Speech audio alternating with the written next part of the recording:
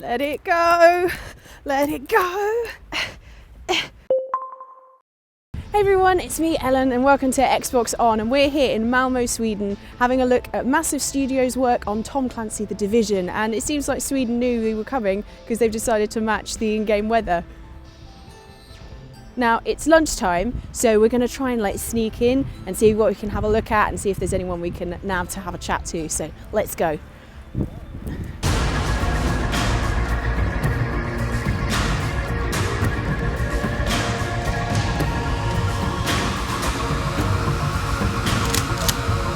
I'm here with Magnus, the creative director on Tom Clancy's The Division. Thanks very much for having us. Well, thanks for being here. So what was the inspiration for the setting of the game? When we wanted to show the fall of society, what better place to do that than basically the pinnacle of society, the most amazing symbol, what happens when that stumbles. So as you're roaming the streets of New York, and it's the most amazing recreation to date in any video game of New York City. It's a one-to-one almost. Yeah, it was amazing, I must say, walking around it myself. Now you also said that you based the whole kind of concept on real life events. Being a Tom Clancy game, it's incredibly important for us to be grounded in reality. The US government did an exercise to simulate what would happen to the continental US if something like a smallpox virus were to erupt.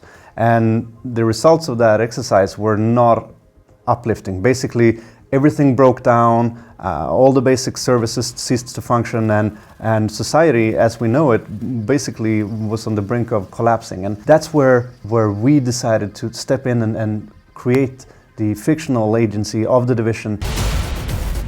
So we've heard a lot about the Dark Zone. What can players expect when they enter there? Just like anywhere else in the game, you just move into it seamlessly. There's no loading, no matchmaking, and no lobby. You enter into this multiplayer enabled space, and then suddenly you can run into strangers, and you can choose to engage with them and kill them and steal some of their stuff. But it's all up to you. You make the rules, so it's an incredibly tense experience because you don't know what that other player is going to do. So is it a vastly different experience from the rest of the city? You have the same skills, you have your same character, your same loadout, your same guns. It's not a different experience. It's not like other games where you go out to a menu and you choose multiplayer and it's a different character, it's a different rules, different experience. Because it is that multiplayer place, some people might feel a bit worried if they're a brand new player to it, if they just go in and they're just going to get taken out immediately. So what have you done to deal with that? Doing the Dark Zone and doing the server technology behind it and being able to achieve this seamless transfer from your own personal space into the multiplayer space. Obviously, we also added matchmaking and under the hood consideration. It's invisible to you, but when you step in there, you're not going to be put in with high-level characters. You're going to be put in with people that are roughly the same level as you. So you're not going to be sort of completely owned by high-level characters that decide to go down into the area where new players are and take them out, because they're going to be on a different server. So in the Dark Zone, there is a risk that some people might just want to go around and try and take out everyone. So what things have you put in to deal with that? There's consequences to going rogue, which is what we call it when an agent opens fire on another agent, which you can only do inside the Dark Zone. First of all, when you go rogue, you get a timer. You're now rogue for a certain amount of time. So if you can sweat that out, if you can survive counterattacks and retaliation, then you're home free. I mean, you get whatever you manage to steal while rogue, and there's no penalties. If you're a really, really bad person and you've killed a lot of people, then we add a bounty on your head. So suddenly all players in the sort of area in the Dark Zone will be notified where you are, and if they kill you, they're gonna get a big reward. So that's a really, really hard thing to survive. There's often a worry with games that encourage multiplayer and co-op that single player experiences often get kind of put on the sideline and not focused on. It's been a big focus of the team and me personally to create a great immersive single player experience that has a rewarding narrative and story, and where you get to an actual conclusion that you feel that you had an impact on the world. You feel that you were the hero that got to go through a journey and then to take back New York and succeed. It's also important not just for solo players, but for people that are co-op players, because sometimes your co-op buddies aren't online. So you want to be playing a great single player while waiting for them to come online. And then when they do come online, you get a notification and one click, you join up and then you continue on your way. What RPG elements are there in the game? We're strong and deep RPG, but we're a classless RPG.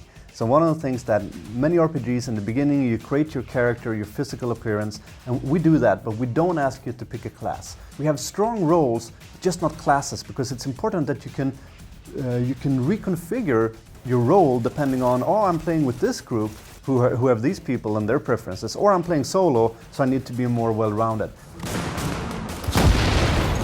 Dispatch, situation outside is now under control.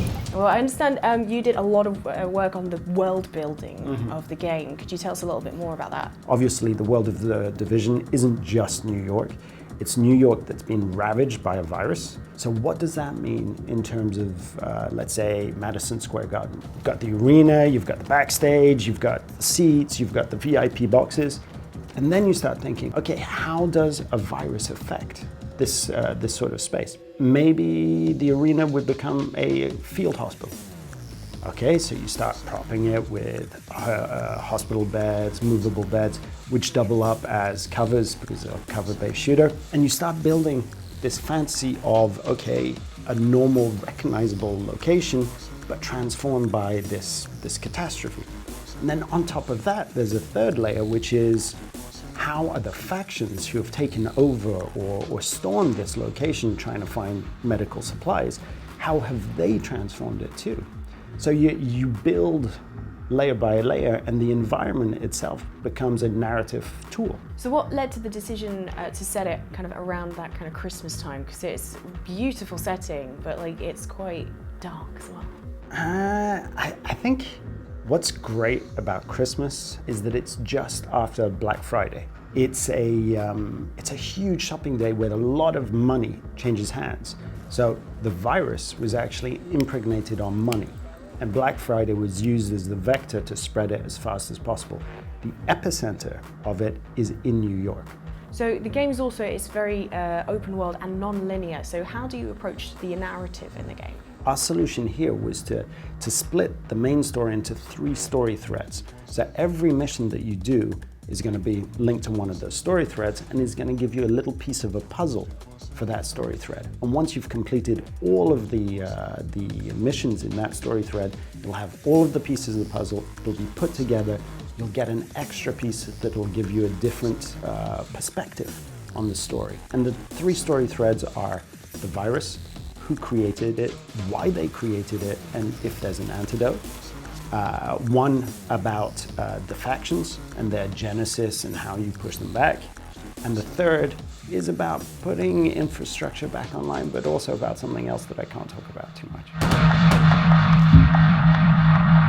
So that was a quick look at Tom Clancy's The Division. It's looking really good. It's looking really snowy, just like here. So I'm going to go. Give us a thumbs up if you enjoyed this video. Subscribe for way more cool videos. Let us know in the comments. How excited are you about this new game? I am so excited. I can't wait to play more. But in the meantime, while I'm waiting for that, I'm going to go make some snow angels. So see you later.